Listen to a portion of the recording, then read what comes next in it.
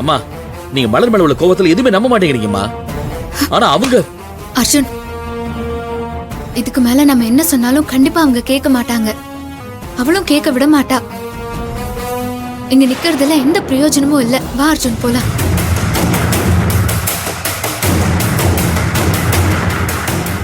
பாத்தீங்களாமா, அவன் நினைச்சது நடக்கலன்னு எப்படி பேசிட்டு போறான்னு.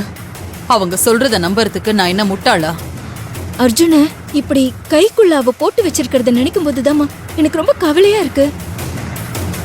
எப்படி இருந்த என் தம்பி இப்படி ஆயிட்டானே. அவனை அவகிட்ட இருந்து எப்படியாவது மீட்கணும்னு தான் நானும் நினைக்கிறேன். ஆனா அவன் அவ பின்னாடியே வாலை புடிச்சிட்டு திரியறானே.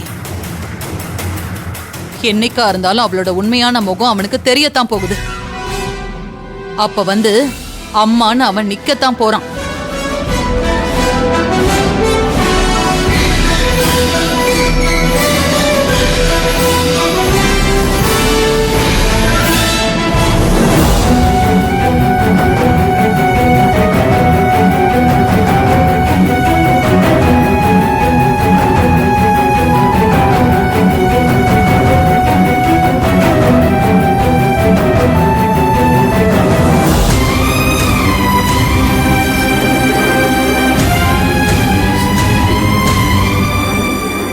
மலர், நீ எதுக்கு அழற இப்போ?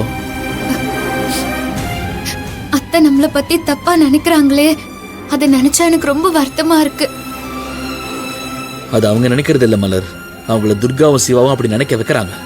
அவங்க சொல்றத அப்படியே நம்புறாங்களே அர்ஜுன். நம்புற மாதிரி சொல்றாங்க மலர். அம்மாவை அதை நம்புறாங்க. அதை நம்ம ஒண்ணும் பண்ண முடியாது மலர்.